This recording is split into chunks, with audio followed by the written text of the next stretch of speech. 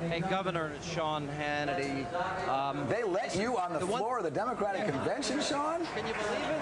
Hey, if we could kill my audio up there.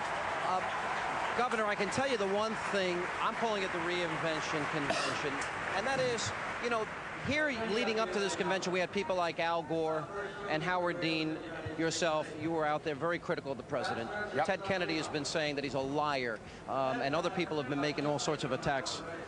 My question to you is this contrived? Is this phony? Did we hear the real Democratic Party in the last year?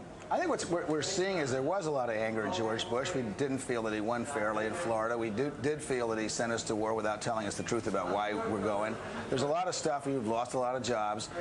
But I think what this convention really is, I hope, is a turning point.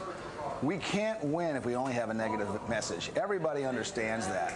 So if we're going to win, we're going to have a strong, positive message coming out of the convention, and that's what we're trying to do. Well, you say that about we weren't telling the truth about going into Iraq, but John Edwards and John Kerry both laid out the case about weapons of mass destruction the way the president did. Why does he get a pass from people like you? Well, there are other things that the president told us that were not so. There was no connection between al-Qaeda and Saddam Hussein. Even the 9/11 Commission just said so. There was no... said, in fact, there was friendly No, that's not what they said, Sean. As a matter of fact, that's exactly what they didn't say. And if you think they should, you should watch Outfoxed. It's a great movie, and it says why people like you say things like that on this this television station.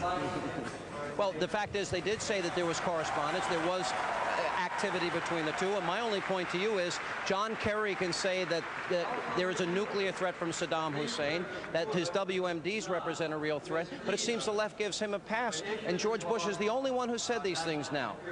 George Bush wasn't truthful. That's all. I'm not saying George Bush is a liar because I don't know that for a fact. I do know that George Bush didn't tell the truth. I don't know if he didn't tell the truth because he didn't know the truth, because intelligence messed it up, or the vice president's office told him something that wasn't so. But we know that the things that George Bush told us when we went to Iraq weren't true, and most Americans know that they weren't true. Well, we know John Kerry leading into this, Governor. He said that Saddam's WMDs are a real and dangerous threat to this country. He said it only a year ago.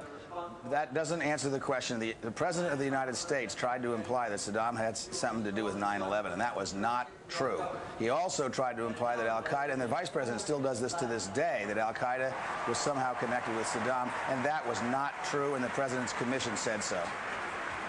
All right, Governor, we're going to take a break and go take a look at former President Jimmy Carter, who's now on the podium directly to my left. Thank you very much.